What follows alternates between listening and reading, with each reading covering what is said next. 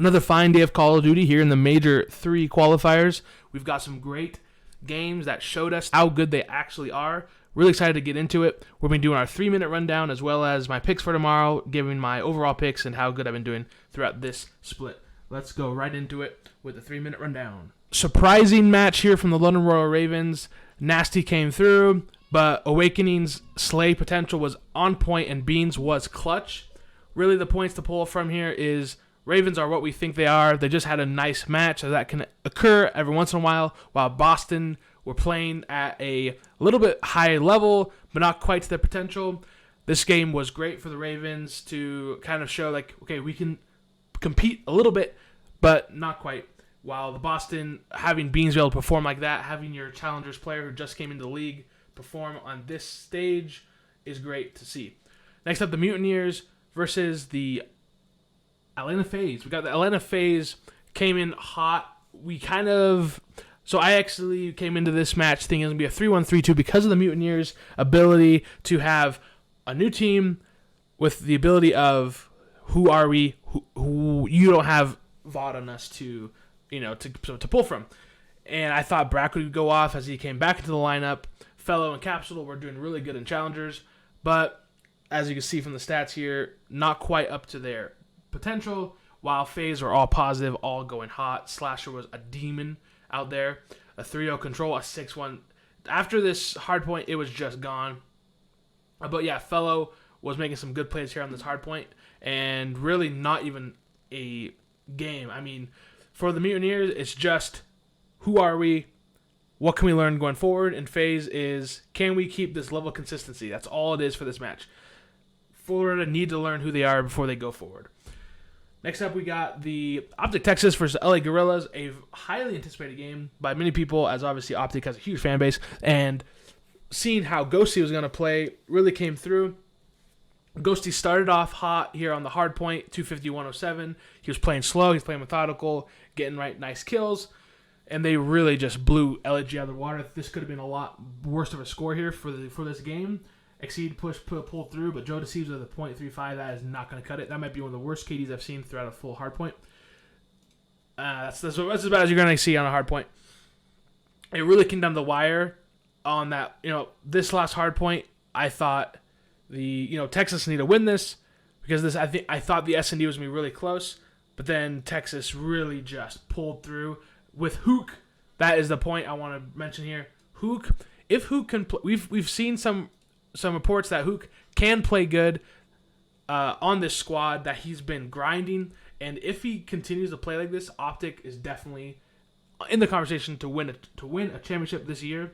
Not even close. If Hook can play like he used to, it's not even a question. While Assault and the LA Gorillas and Arcides and Exceed and Joe Deceives, these boys have what it takes to be a competitor in the league, but they just are not there yet. For Optic Texas, it's let Ghosty learn, let the Ghosty come through, and let Hook and Shotzi shine. That is how Optic are going to win.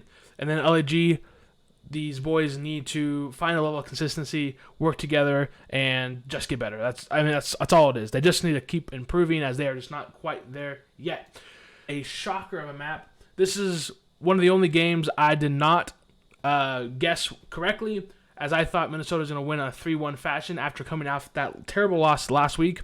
But they seem to be in the slumps, which if they weren't in the slumps, they got in the slumps after that first hard point as it came down to the wire. As you see from the stats, it could have gone really either way. Attach was beaming. Cammy was playing well. It's just really back and forth the whole match.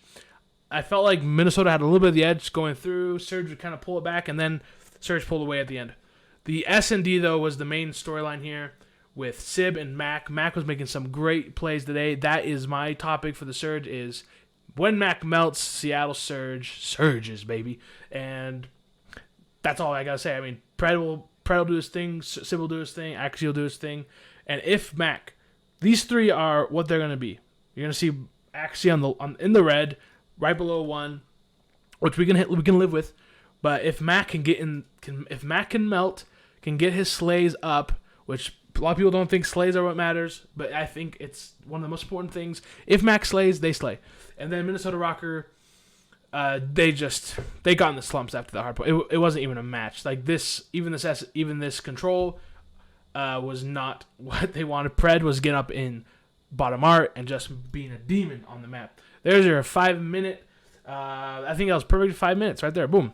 So our overall record for this split is 4-3. So Florida versus Subliners. This is not even going to be. I think off that Faze match, I think the highest this will go is a 3-1. But Subliners are going to take the win. I don't think it's going to be really even a competition. Now this is the map that is extremely interesting. I don't think this map will be interesting. I'll just go ahead and give this one. I think Faze are going to win it 3-0 or 3-1. Faze just looks so dominant, and Thieves are, as we know, are not onliners. That because the Faze are just such a dominant dynasty, because they're able to transcend from LAN and actually play well online, which a lot of teams cannot do. And the fact that they can is why they are able to get so many points and are just so freaking dominant. But this is the map that's so interesting. What will we see from Toronto? Now, if you didn't know, Toronto got rid of Standy today, and Hixie from the Challengers Ultra EU team has come up, which a lot of people are thinking that Hixie would come up during the offseason, but he didn't, and only Scrappy came up.